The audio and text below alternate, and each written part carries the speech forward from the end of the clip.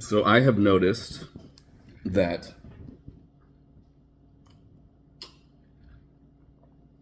fitness is seemingly the only area of expertise where people have literally opposite arguments and yet seem to be able to come to comparable results. And what I mean by this is that on my pursuit of fitness, I have seen people argue like religiously. That was very Indian. I'm dissatisfied with that. I don't like that I did that at all. Probably it's the whiskey. But I've noticed that in fitness, there's this weird thing that happens where people will have literally opposite literally opposite approaches, and both be big and jacked. Both of them. And what I mean by this is Metzer, who I followed his similar program to his last year and had tremendous results, okay, advocated for a diminishing amount, like the minimum amount of reps possible. He said basically what you should do is lift to failure one time, move on to the next movement. Okay, this is in stark opposition to what I would say is like the predominant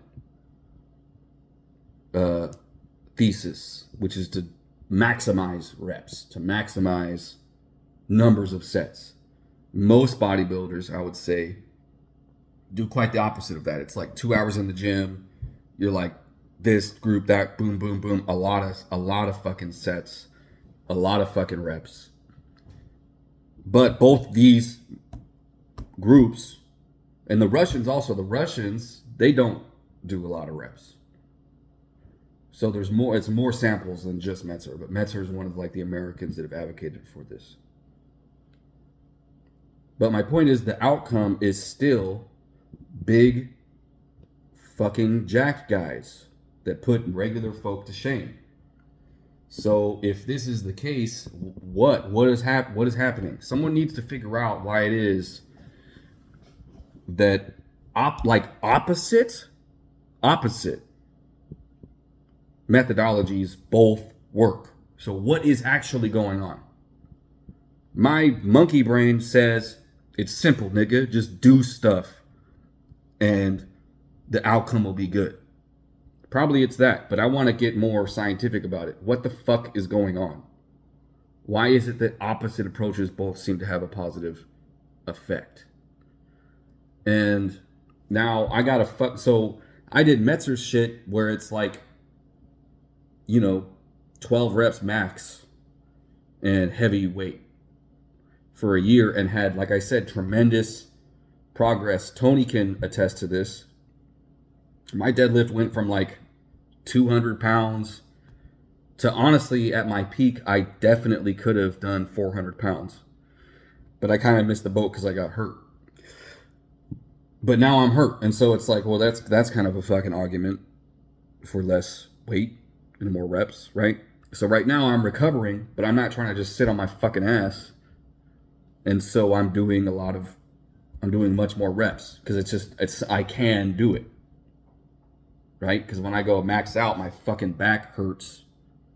Like I get like I got like some nerve shit. I don't know. We'll figure that out separately.